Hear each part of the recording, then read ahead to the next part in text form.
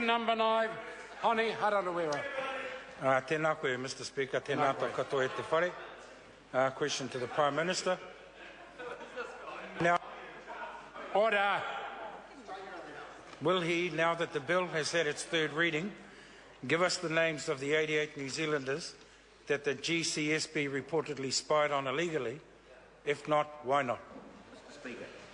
Honourable On behalf of the Prime Minister, I need to begin by saying among the misinformation surrounding the GCSB bill was a claim that 88 people were found to have been illegally spied on. That's not the case. The Kitteridge Review found difficulties of interpretation in the law, and the issue was forwarded to the Inspector General of Intelligence.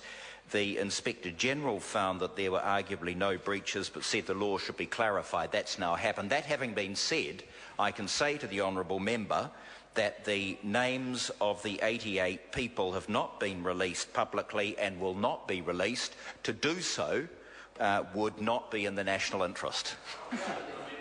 Supplementary question, Honi Harawira. Given that the SIS has already admitted to spying on people like Annette Sykes, Moana Jackson, Jane Kelsey, John Minto, Sue Bradford, union members, Greenpeace members, Amnesty International members, New Zealand residents of German extraction, and myself, does the passing of the GCSB bill mean that that spying will now be widened to include such subversives and terrorist sympathisers as New Zealand journalists, law lecturers, New Zealanders of the Year, and Queen's Counsel, and if not, why not? Honourable Chris Finlayson. Speaker, on behalf of the Prime Minister, I can't really comment on the first part of the question that starts with the word given and ends with myself, but I can say that the passage of the GCSB bill is not going to result in an expansion of surveillance. The member can rest easy in his bed each night. Order. Order. Supplementary question, Honi Harawira.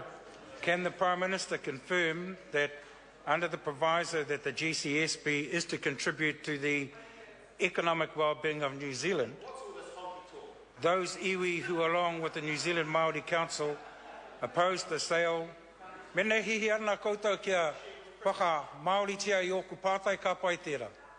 Mene e kore, me kore ro Pākehā ahau. Kei a koe te tikanga. He hato whakautu. Kore kau, e kore koe mōhio ki tō tātou reo, rangatira, ka pai. Order, Can the Prime Minister...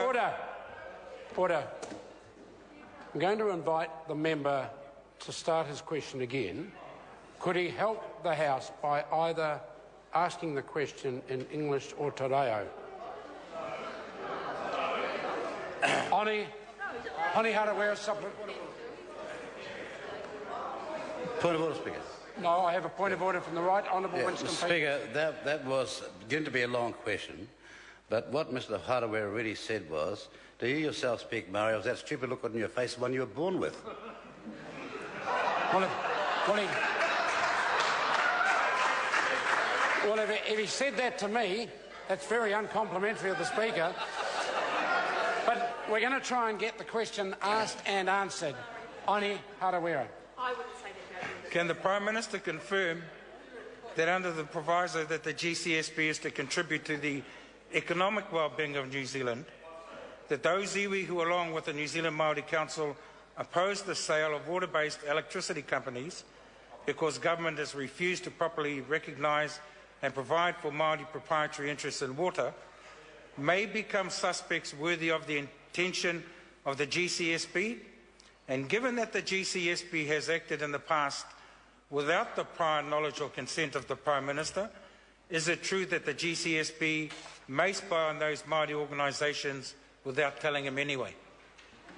Honourable Chris Finlayson. On behalf of the Prime Minister, I have to say this, that in relation to the first part of the question that begins with the word given, it's not a proviso about the economic well-being. It's contained in the functions section, and that goes back to the Labour government's 2003 legislation.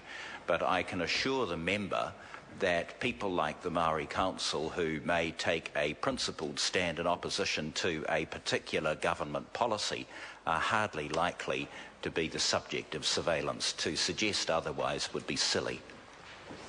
Question number 10, Scott Simpson. Speaker, my question is to